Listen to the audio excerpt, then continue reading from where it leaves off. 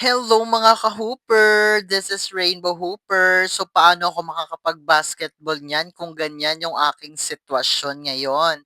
So kung nakikita niyo yung picture, yung may green, yan yung normal na curve ng ating leeg. Yung nangyayari naman sa akin is yung sa kabila, yung straight, na tinatawag siyang strengthened cervical lordosis na kung saan nananakit yung aking leeg, yung likod, sakit sa ulo, kaya palagi ako inaantok kasi sakit sa ulo. So, nagpa-therapy na rin ako. So, ganun pa rin bumabalik siya kaya laging masakit yung ulo ko, laging masakit yung liig ko na para bang ang bigat ng liig ko.